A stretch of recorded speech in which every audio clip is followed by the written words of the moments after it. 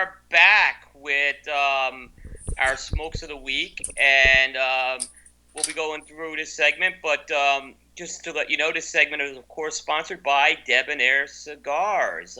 Please visit stogiegeeks.com/Debonair for a list of retailers.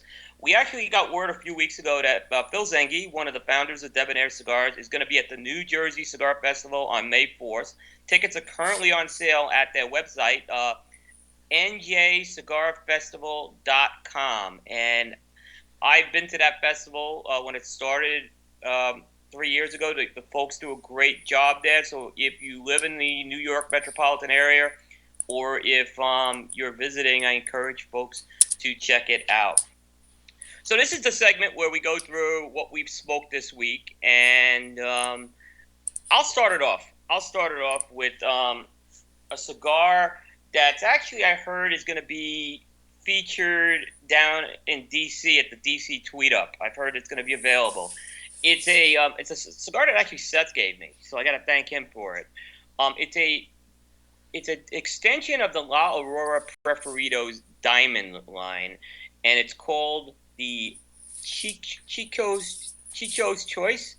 Chico's Choice.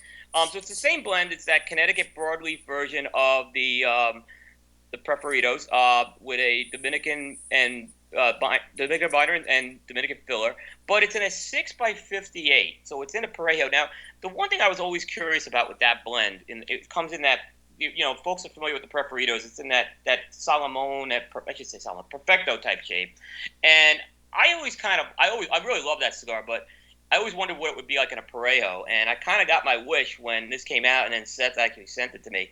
It's a regional release. So this cigar, Miami Cigar and Company did a bunch of regional releases towards the end of last year, and they let their sales reps have some input in terms of what they wanted to release.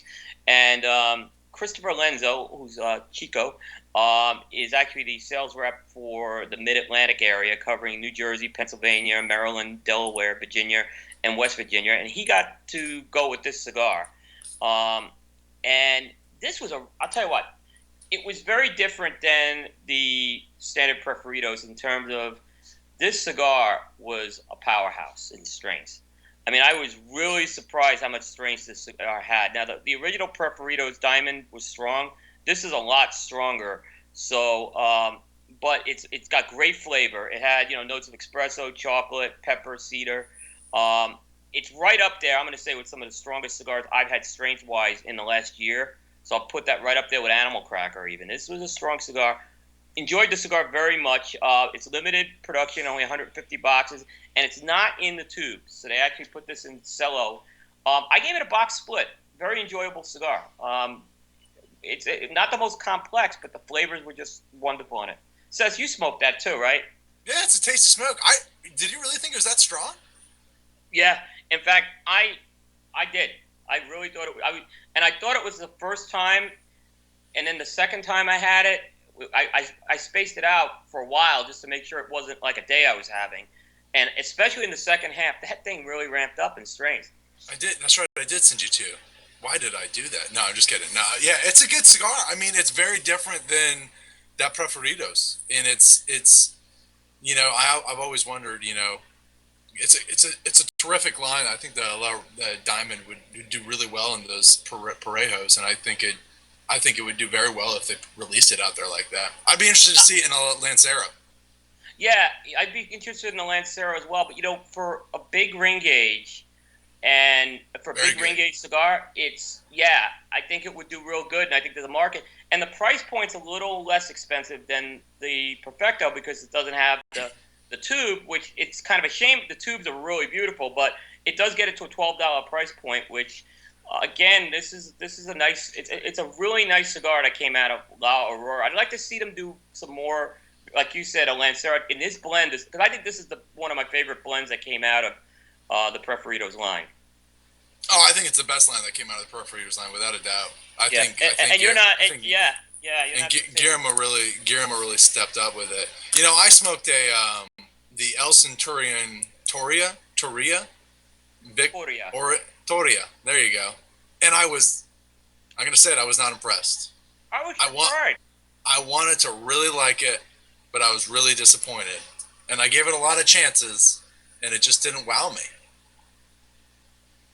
And I just, I know it features that Nicaraguan tobacco. There's that Nicaraguan Sancti Spiritus in it, which, Pepin's really using now in his blends. But I just thought it wasn't as good in addition to the El Centurion, the new El Centurion line, as the other smokes that they've had. Yeah, that was another limited release that went to a couple of regional stores in the Northeast. I think it went to, I know it went to Federal for a while, and it went to Atlantic, I believe, as Went well. to Casa de Monte Cristo too. Went That's to right. Great retailers, and it was a wonderful concept. Which I was like, wow, this is awesome. They're making it my size, but it didn't speak to me. I think the other sizes really are more my style. But it's still a good line. I mean, it's still a good line, and I love Corona Gordas, and I'll have to come back. I have one more, and I'll just have to come back to it, see where it is. Excellent, excellent.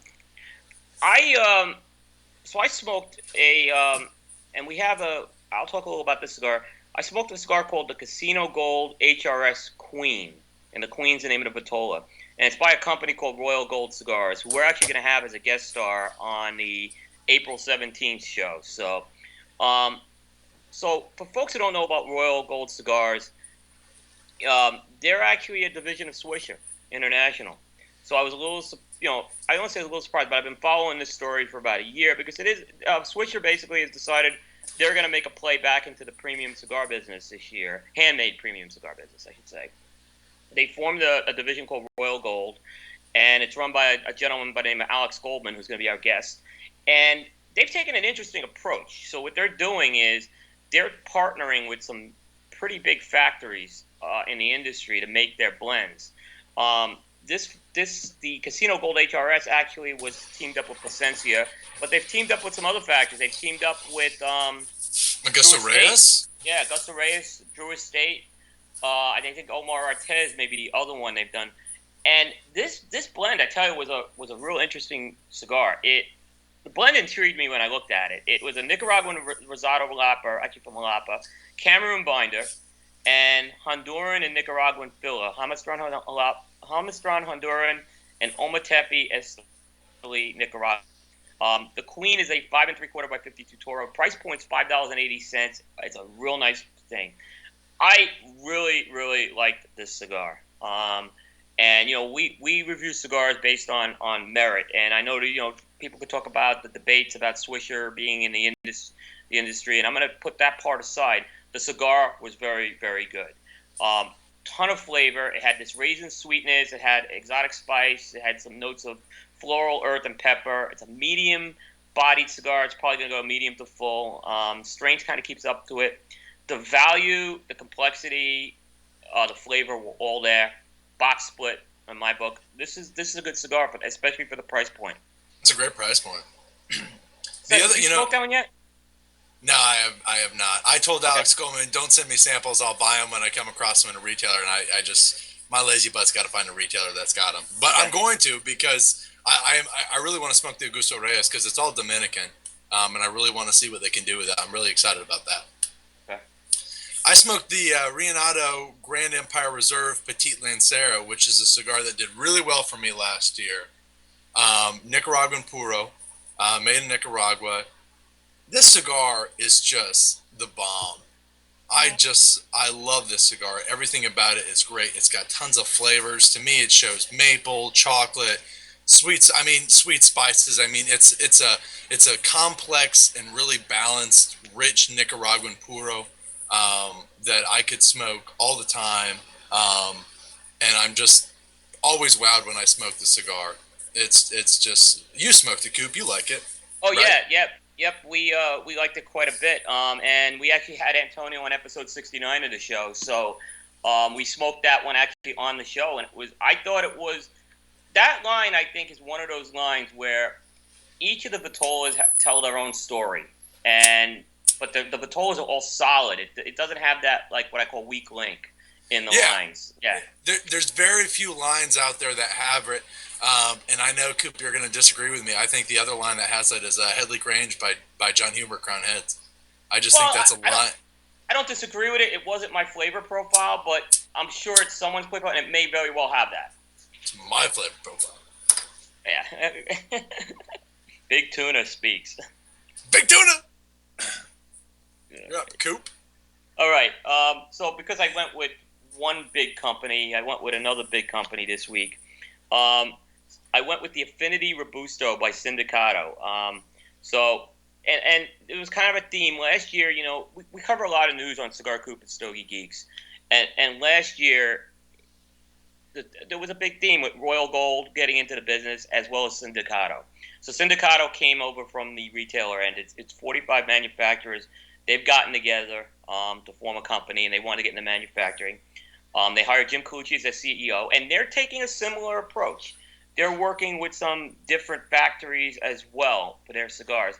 Right now, they have 2 long filler releases and 1 short filler one, or mixed filler, I should say. And the Affinity is one of the long filler ones. It's their Connecticut offering. Ecuadorian Connecticut wrapper, Nicaraguan binder, combination of Nicaraguan Dominican filler. I smoked the Robusto, which is a 5x52. I would say right now of the Sindicato offerings, this is the best of the 3. It's a Connecticut, and it's not trying to be anything more than what it is. It's a mild strain cigar, so it's very mild and strain-wide. I'd say the flavors are also mild to medium bodied, so they're not going to be very heavy on the palate, but you'll get good flavor from it. And it's a pretty classic Connecticut. It's wood, cream, a little cedar and citrus, and a little pepper in there. I'd say the first half of it's more creamy and has a little citrus sweetness, and the second half was more woody. It's, you know what, again, this is a $6.50 price point. There's a lot of those staple. I think it's trying to go after Monte Cristo White and Macanudo. So I think that's what they're targeting. I don't think they were targeting this to be a boutique-type release by any means. And this cigar can absolutely compete with those. And that's not a disrespect to those cigars I just mentioned. So I had it as a 5 in my book. It's definitely worth keeping 5. It's a good cigar if I want to give someone a cigar to try who's new. It's definitely one of those cigars. Kind of want to see what Paul, is a big Ecuadorian Connecticut fan on our show. So I'm kind of curious to see what his thoughts are. I got to get him one of those. But yeah, good cigar. It is a solid cigar. Yeah. The next cigar I smoked, gosh, this is, I just realized I'm not talking about price point and I need to do the 5 thing, and this is why I'm a guest. I smoked a Chapman Magnum 50, which is actually Cuban. I'm sorry, I do a lot of stuff. I do Habanos Critic and Cess Humidor, so I'm smoking Cuban cigars. But when I smoked this one, I was in Canada, so it's okay. But it's a 6x50 Toro. Obviously, it's all Cuban tobacco. And when you pick up a Cuban cigar and you pick up one that's 6 inches by 50 ring gauge, it's just big because they don't make a lot of big cigars. It just feels big. While, if you pick up a 6x50 for the American market, it's just kind of traditional. But this is a cigar that was once a limitada and it was successful. They brought it to the market. It's just a really big offering of those Cuban Chapman flavors. Tasty cigar that just needs age, but once with age, it smokes really well. Price point, I don't know. You got me stumped in for, would I pick up a 5 pack? It's not one of those cigars you can pick up a 5 pack. It's either, you probably have to pick up a box of them. Yeah, I haven't had that one in a while. I'll send it to you. Yeah, that was a hint, but I gotta send Paul. I'll send you some too, Gabriel. You have to send me that address because I'm gonna send you that sneaky cigar, and after you smoke it, you're gonna hate me, but you're gonna love it. I don't have anything against the Connecticut's, but it's just I haven't really found too many that appeal to me that I'll go to on a regular basis. Well, you can't get this anymore. It's like 10 years old. It's like no more. Yeah. Thanks for the tease. Yeah, it's a tease. We've had a few guests on the show, and the interesting thing about Connecticut, though, they all tell us it's a very hard cigar to blend because you're blending a lot more for flavor there, is what I'm told. So everyone says it's the harder blends to do with those Connecticut shades. Balance it out. Yeah. So maybe, and because it's difficult, that's probably why I can't. There's a lot of them that I say are just middle of the road, and there's very few of them I'd say are just what we call our oasis cigars, which are the ones we crawl across the desert for, So there's very few of those. But, when they're good, they are great. Look, another great one that I like is and I forgot about it, the Avo Vision, what is it, the Intermezzo?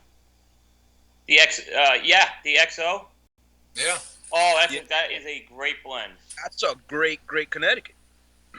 Perdomo champagne, That's a solid Connecticut too. solid Wait, Connecticut. hold on. Hey guys, this is Paul. Did you just say the Avo intermezzo Yeah, size?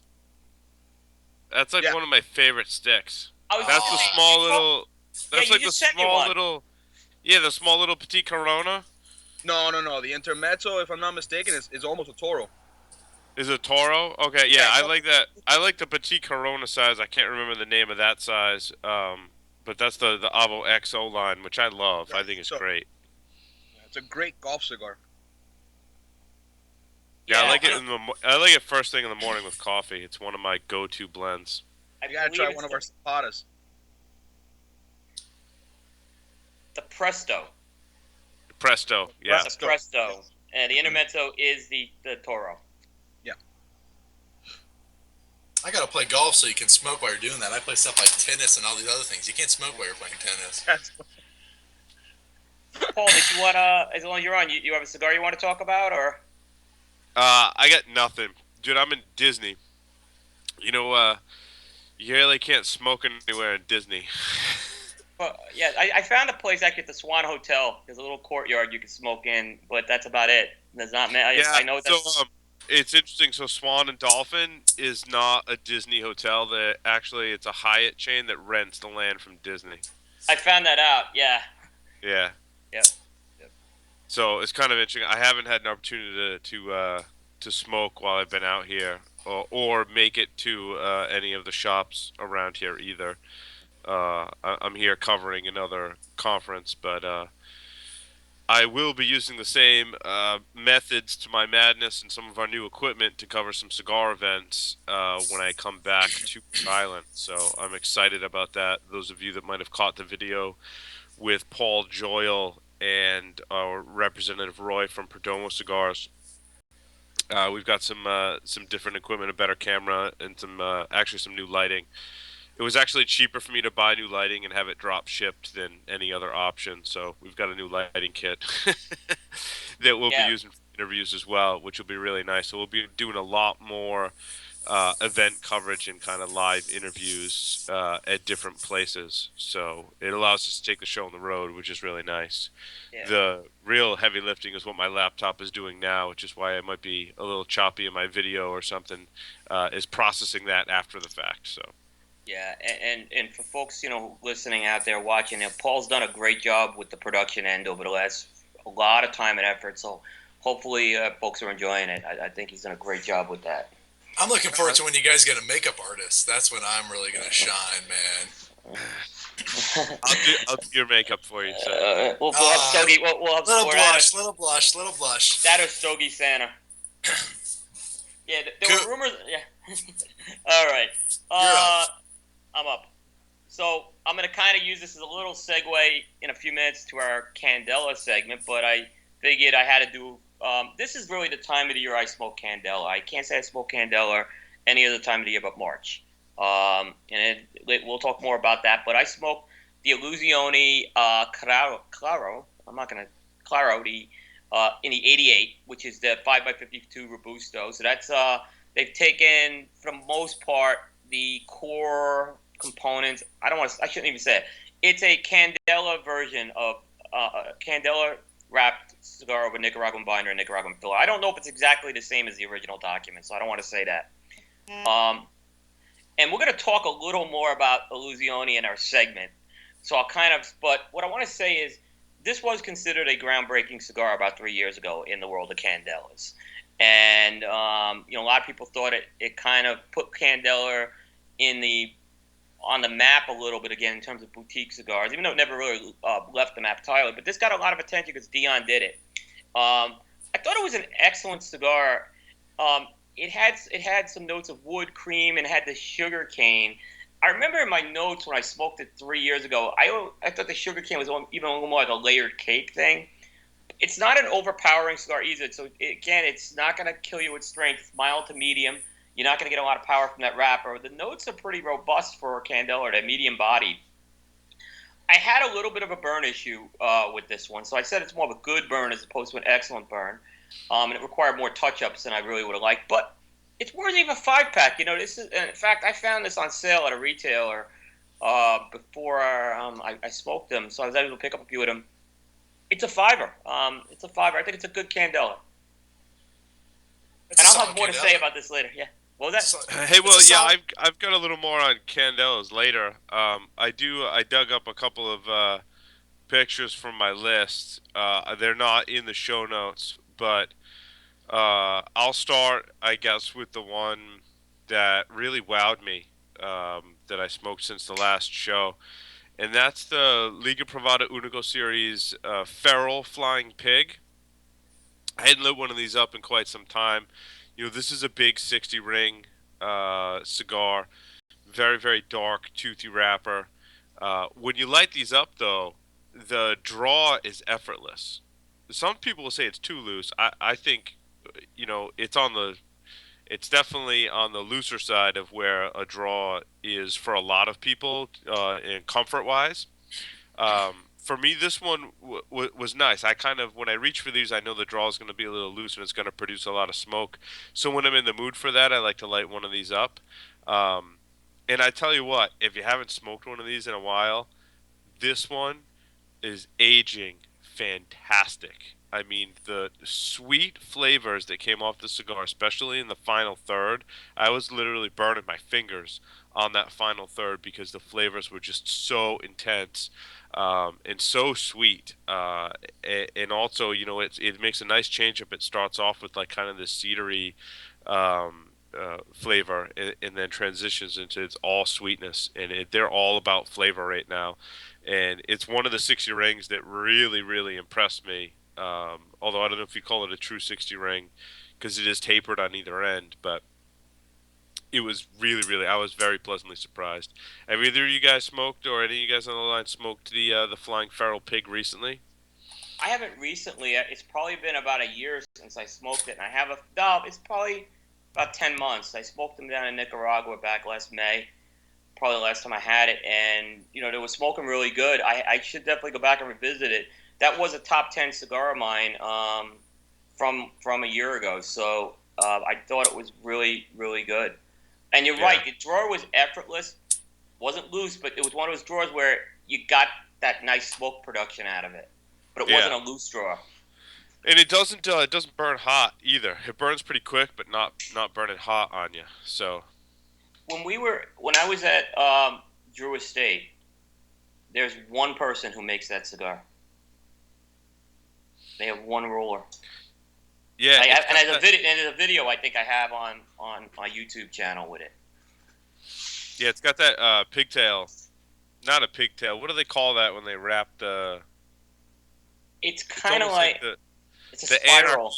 Yeah, the Tatawahe Anarchy did it too, right? It's like it's a pigtail, but they've wrapped and coiled the pigtail. Yeah. Yeah. We call it There's CPT. probably a name. There's probably a name for that. It's probably in Spanish, and we'd probably all pronounce it wrong. It's called that's CPT. That's what we do on the Stogie Geeks. We pronounce names wrong. Coop, you have been impressive with your pronunciation this evening. It has been phenomenal. Yeah, I have to commend you on that, man. It was pure luck. Gabriel says it so well. I smoked, am I on? You're on. I smoked a blend, which is just now being rolled. It's not out yet. It's going to be out early summer. An incredible cigar. It's actually a good cigar. I can't tell you about anything about the blend. I can't even tell you who's making it. I'm sure some of y'all will guess. It's got good strength to it, really good strong flavors. I smoked a Robusto, and I don't even know what size or measurement it was. But the best thing about it is What's up? What are you giving us here? I'm telling you about. This is what I smoked this week. Okay. I smoked. I don't smoke regular production. I smoke pre-production stuff, man. I give my opinions. So, anyways, I'm smoking the cigar, and next thing you know, I get a phone call from some country, and I pick it up, and we start talking about it. And the manufacturer says, he says, I'm having second thoughts about this. I don't know, man. Maybe I'll make this sweeter. I said, no, I was like, he's like, I'm about to start rolling today. And I was like, wait a minute, are you telling me that you're about to roll? Because it's like 8 in the morning. I was like, you're about to start rolling and you're having second thoughts. And he's like, yeah, I just want your opinion. I'm like, don't change it up. Just stick with what it is. But this is a cigar that's coming to the market. I know there's 2 stores already that are going to have the cigar. It's got good strength to it. He classifies it as an 8 out of a 10. I'd say it's medium full. It's oaky. There's a lot of spice to it. There's some pepper. There's a little bit of earthiness to it. There's some nuttiness. There's some, toast. This is a cigar that I think is really going to speak to a lot of people. It reminds me of some really awesome cigars from, a couple years back that were limited editions. Coop, you know what the heck I'm talking about. I don't, but I'll get this person very mad. Yeah, but I'm telling you, the construction's great on these cigars, and I can't wait till these get out. I'm really proud of him. He's a dear friend of mine, and everyone's gonna look forward to these cigars. Nice. I'd buy a box. Nice. Paul, you got another one? All right. I did. Yeah, I smoked an Arturo Fuente, the Grand Reserva. It's like a Chateau La Fuente. It's the size that comes in the holiday gift sampler pack. So it's probably a double Corona size, and I lit that one up first thing in the morning with coffee, and it was really, really good.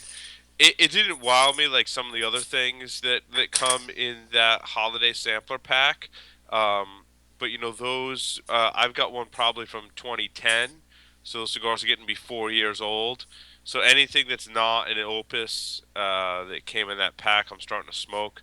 So I did the Añejo from that holiday gift set. I've done the Connecticut. I've done the Hemingway Classic.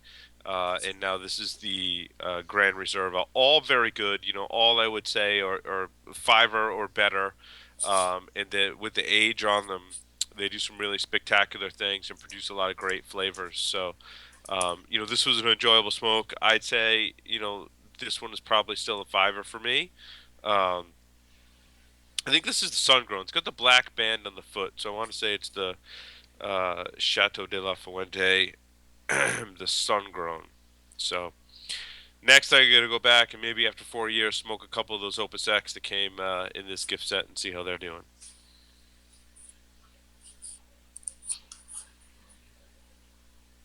So for those who don't know, these gift sets are a great way to kind of sample the Fuente line. They're pretty reasonably priced. They come out around the holiday time. But what's interesting, if you go to a lot of retailers, usually they've got 1 or 2 kicking around. So it's a great one to kind of take and put away, as it's got the date on it, right? So you can take it and put away and smoke it all with some age on them. So I forget. They come in a wooden sample box, right? yeah, it's the wooden, okay. classic Fuente wooden box with a sample. Yeah, you get like two of the Connecticut's, 2 of the regular Grand Reservas, 2 Opus, 2 Añejo, 2 Hemingway, something like that. Nice. I kind of was joking with Paul. I said Stogie Santa's gonna hate my list this week, so that's why I figured I'd put these cigars. But no, they're good cigars I had. Again with the Candela theme, I went with the Alec Bradley Black Market Filthy Hooligan. Now, what I did, just so folks know, Alec Bradley released the Filthy Hooligan, which is it's a Candela version based on the Black Market blend. It's not exactly just a Candela wrapper on it. What they did is they actually put a double binder of Honduran and Nicaraguan on it, I think, to give it a little more flavor. And then it's a filler of Honduran, Nicaraguan, but it's got that Panamanian tobacco, which is a staple of the Black Market line. Now, they re-released it this year, and what they did is they basically re-released it, and it had an extra year of age on it. Instead of, I actually went into my humidor, and I had one from last year. So I said, let me just smoke it to see how it's smoking, and then I'm going to kind of compare it at some future point against what they put out this year to see what it's like. I think this blend actually really improved over a year. and not that it was bad, but I actually really liked it. Again, got a classic cream pepper. You definitely get that grass note from the Candela on this one, which I didn't get that grass note on the Illusione. A little bit of hay. It's got a little bit of citrus sweetness, and it's got this pepper kick in the second half. A little more body on the flavors. It was medium to full still. I was surprised that it kept that much body on it. I thought it got better with age. I thought it's a box split cigar. That's the Alex Bradley Filthy Hooligan. I think is turning into a nice Candela that's out there. You went box split with this one, really? Because people didn't really, like the 50 Hooligan when they came out last year. They hated it, in fact. I would not have. I would have gave it a try one last year. I liked it. I would have given it a try one last year, and it's gotten that much better with that year of age. That's big. Yeah, I've got one or two kicking around in my humidor. I should smoke those. So. Yeah, I definitely would give it. And part of why I'd also go with a box split when we factor that into the rating is limited availability. So you know what? I know in maybe August I may not be able to find these, and I don't know if Alex Bradley's going to release it next year. So I want to have some in my humidor, and I go with the box split at an $8 price point. I thought it was worth it. So I'm kind of factoring in all the dimensions of our Stogie Geeks rating there. On a Cigar Coop numerical scale, it's like an 89 to a 90, which is still good. But in terms of how much I want to have that in the humidor, I may go a little more with a Stogie Geeks rating with that. And that's all I had this week for smokes. I got one more. Okay.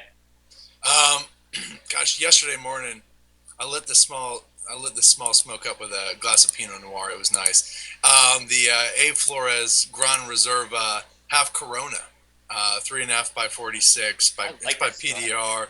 That Dominican Corojo wrapper, Nicaraguan Habano, filler and Dominican binder, I believe, and it's good solid cigar, great size, 3.5 by 46, really quick smoke, great construction, delivers some nice Dominican flavors. It's got some spice, it's got some earth, it's just really balanced. It's a quick smoke. They come in these cool like tins of 4, I think. Great just to have around with you if you need a quick smoke, something like that. So it's a cigar I'd buy a box of, or whatever they come in, just because it's a quick smoke. 3.5 by 46, not much time. Light it up until I get those Miro 4 by 48s. When those get out, I'll do the 3.5 by 46. In May.